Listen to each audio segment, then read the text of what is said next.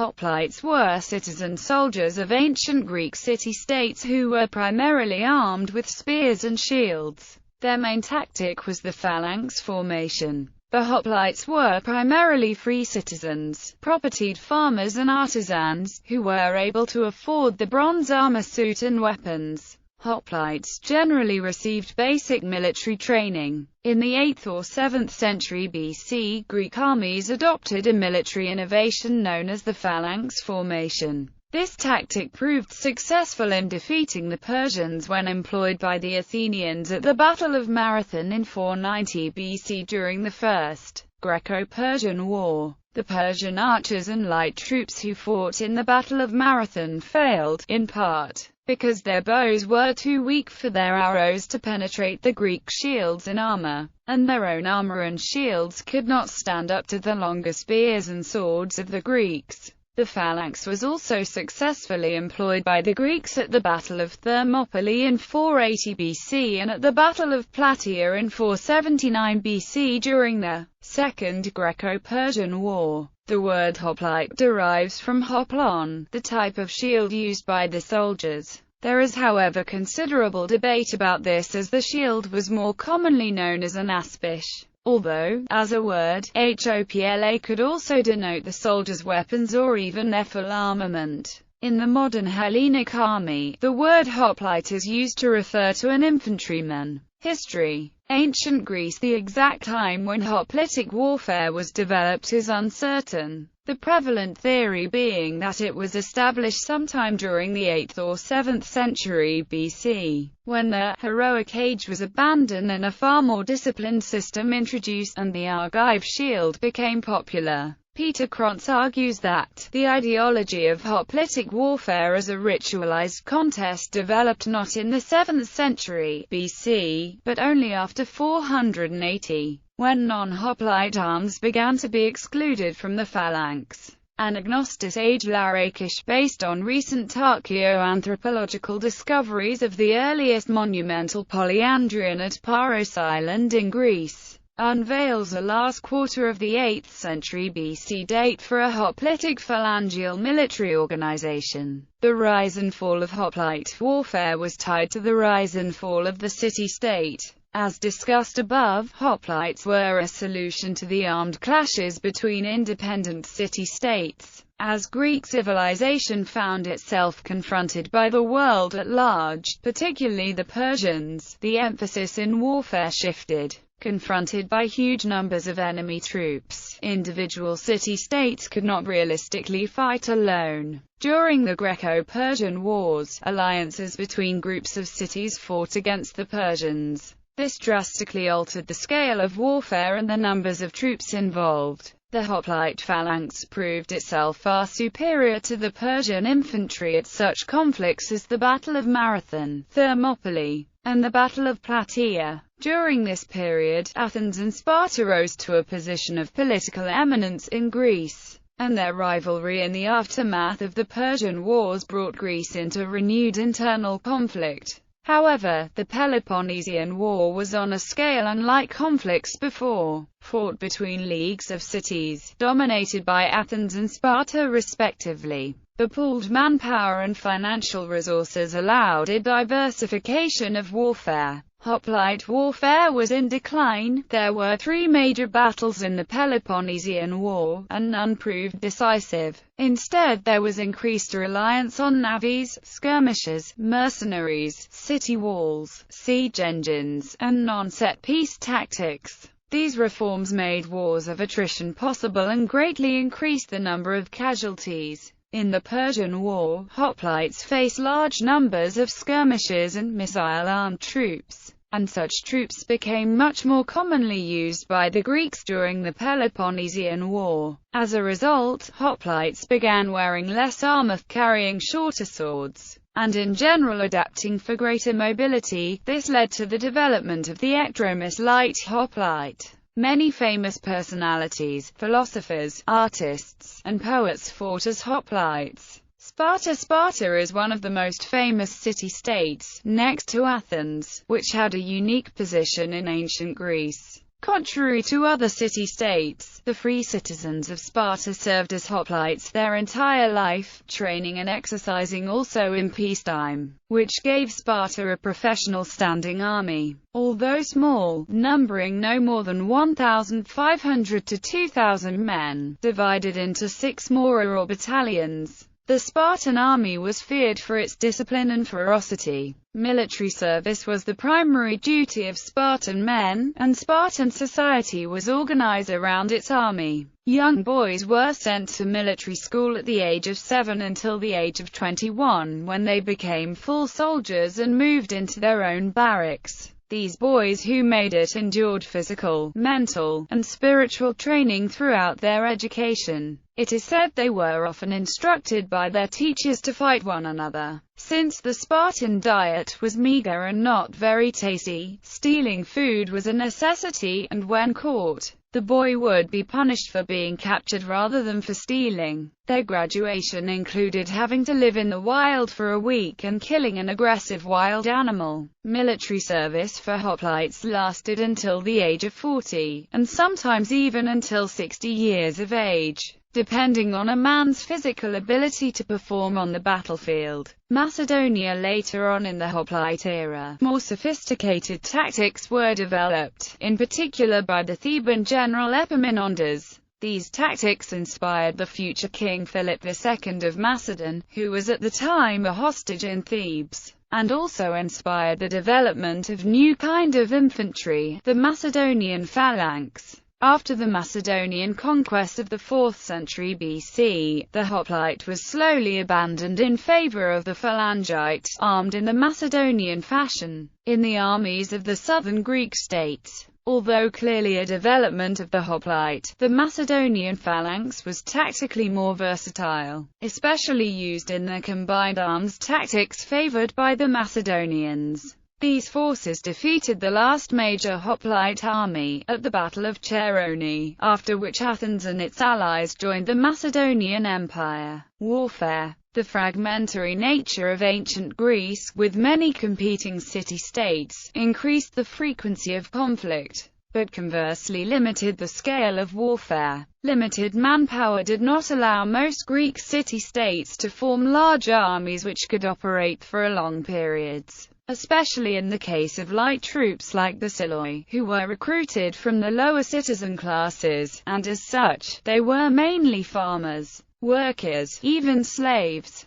They were expected to take part in any military campaign when they would be called for duty. The Lacedaemonian citizens of Sparta were renowned for their lifelong combat training and almost mythical military prowess, while their greatest adversaries, the Athenians, were exempted from service only after the 60th year of their lives. This inevitably reduced the potential duration of campaigns, as a large portion of any Greek army would need to return to their own professions as farmers and artisans. Campaigns would therefore often be restricted to summer. Armies marched directly to their target, the battlefield having possibly already been agreed on by the contestants. If battle was refused by the defender, they would generally retreat to their city, in which case the attackers generally had to content themselves with ravaging the surrounding countryside, since siegecraft was not efficient. At least until the 5th century BC. When battles occurred, they were usually set piece and intended to be decisive. The battlefield would be flat and open to facilitate phalanx warfare. These battles were usually short and required a high degree of discipline. At least in the early classical period, cavalry was usually used to protect the flanks, when present at all, and cover a possible retreat. Light infantry and missile troops took part in the battle, but their role was of a lower importance. The military structure created by the Spartans was a rectangular phalanx formation.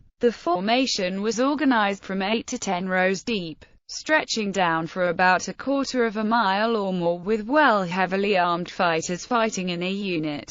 The phalanxes would approach each other in a steady, slow march to keep cohesion, or rarely at a run, if the enemy was prone to panic. or if they fought against enemies equipped with bows, as was the case with the Persians at the Battle of Marathon. The two lines would remain at a small distance to be able to effectively use their spears, while the Siloi threw stones and javelins from behind their lines. If the Doratiasmos was not decisive, then the lines would close and swords would be drawn. The shields would clash and the first lines would stab at their opponents, at the same time trying to keep in position. The ranks behind them would support them with their own spears and the mass of their shields gently pushing them, not to force them into the enemy formation but to keep them steady and in place. At certain points, a command would be given to the phalanx or a part thereof to collectively take a certain number of steps forward. This was the famed Udismos.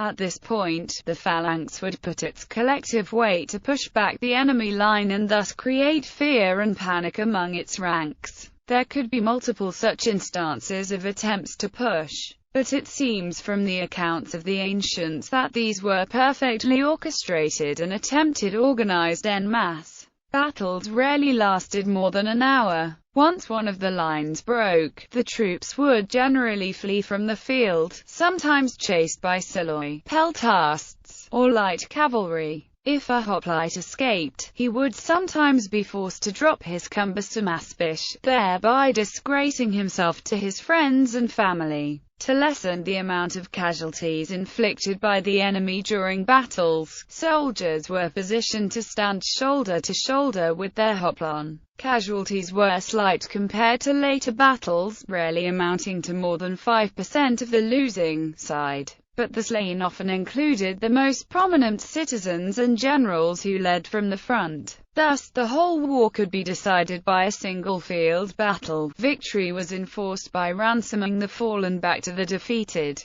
called the custom of the Greeks. Individual hoplites carried their shields on their left arm, protecting not only themselves but also the soldier to the left. This meant that the men at the extreme right of the phalanx were only half protected. In battle, opposing phalanxes would exploit this weakness by attempting to overlap the enemy's right flank. It also meant that, in battle, a phalanx would tend to drift to the right. The most experienced hoplites were often placed on the right side of the phalanx to counteract these problems. According to Plutarch's sayings of Spartans, a man carried a shield for the sake of the whole line. The phalanx is an example of a military formation in which single combat and other individualistic forms of battle were suppressed for the good of the whole. In earlier Homeric combat, the words and deeds of supremely powerful heroes turned the tide of battle, with his friends jostling and pushing on both sides and behind, and his enemies forming a solid wall in front of him. The hoplite had little opportunity for feats of technique and weapon skill, but great need for commitment and mental toughness.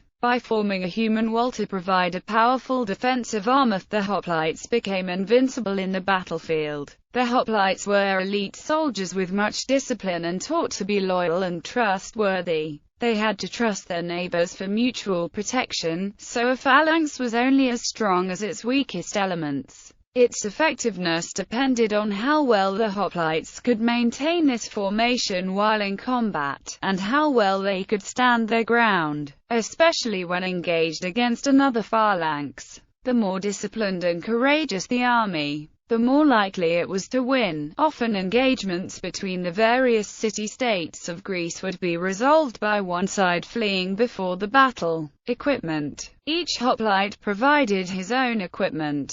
Thus, only those who could afford such weaponry fought as hoplites. As with the Roman Republican army, it was the middle classes who formed the bulk of the infantry. Equipment was not standardized, although there were doubtless trends in general designs over time, and between city-states. Hoplites had customized armor. The shield was decorated with family or clan emblems, although in later years these were replaced by symbols or monograms of the city-states. The equipment might well be passed down in families, since it would have been expensive to manufacture. The hoplite army consisted of heavily armored infantrymen. Their armor, also called panoply, was made of full bronze, weighing nearly 32 kilograms. The average farmer-peasant hoplite typically wore no armor, carrying only a shield, a spear, and perhaps a helmet plus a secondary weapon. Some hoplite spears were 2.7 meters long. The linothorax was the most popular type armor worn by the hoplites, since it was cost-effective and provided decent protection. The richer upper-class hoplites typically had a bronze cuirass of either the bell or muscled variety, a bronze helmet with cheek plates, as well as greaves and other armor. The design of the helmets used varied through time. The Corinthian helmet was at first standardized and was a very successful design. Later variants included the Chalcidian helmet, a lightened version of the Corinthian helmet, and the very simple pilotis helmet worn by the later hoplites.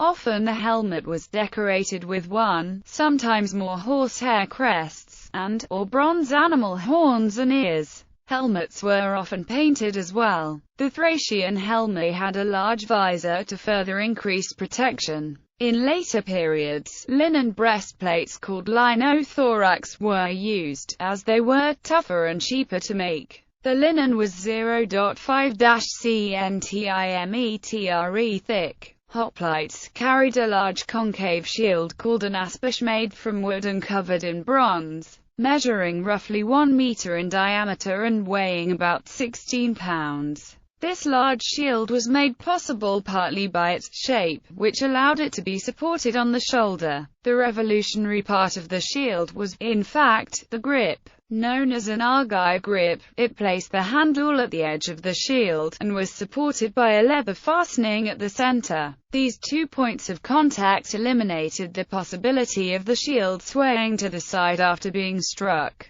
and as a result soldiers rarely lost their shields. This allowed a hoplite soldier more mobility with the shield, as well as the ability to capitalize on its offensive capabilities and better support the phalanx. It rested on a man's shoulders, stretching down the knees. These large shields, designed for pushing ahead, were the most essential equipment for the hoplites. The main offensive weapon used was a 2.4-4.5-metre long and 2.5-centimetre in diameter spear called a doru, or dori. It was held with the right hand, the other hand holding the hoplite's shield. Soldiers usually held their spears in an underhand position when approaching, but once they came into close contact with their opponents, they were held in an overhand position ready to strike. The spearhead was usually a curved leaf shape, while the rear of the spear had a spike called the sauroter, which was used to stand the spear in the ground. It was also used as a secondary weapon if the main shaft snapped,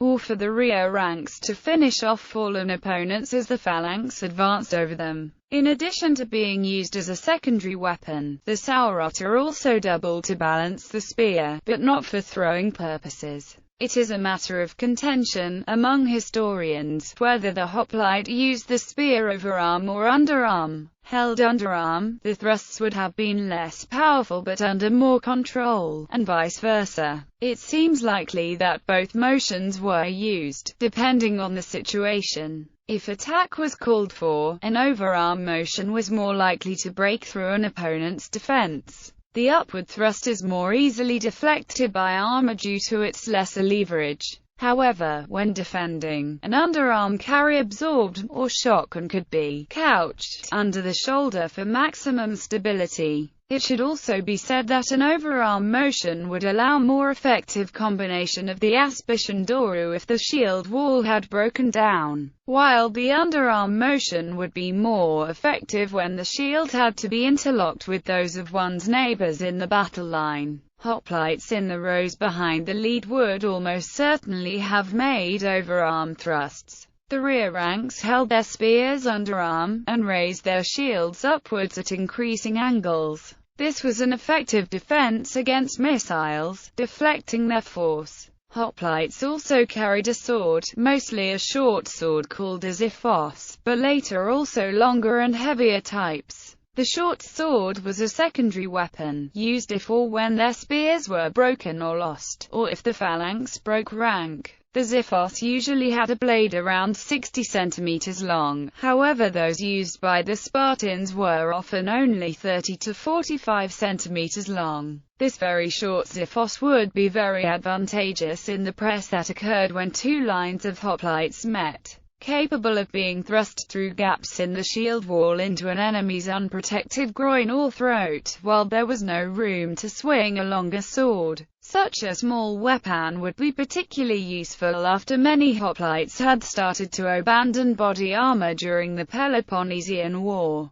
Hoplites could also alternatively carry the kopis, a heavy knife with a forward curving blade. By contrast with hoplites, other contemporary infantry tended to wear relatively light armor, use wicker shields, and were armed with shorter spears, javelins, and bows. The most famous are the peltasts, light-armed troops who wore no armor and were armed with a light shield, javelins and a short sword. The Athenian general Iphicrates developed a new type of armor and arms for his mercenary army, which included light linen armor, smaller shields and longer spears, whilst arming his peltasts with larger shields, helmets and a longer spear, thus enabling them to defend themselves easier against enemy hoplites. With this new type of army he defeated a Spartan army in 392 BC. Nevertheless, most hoplites stuck to the traditional arms and armor.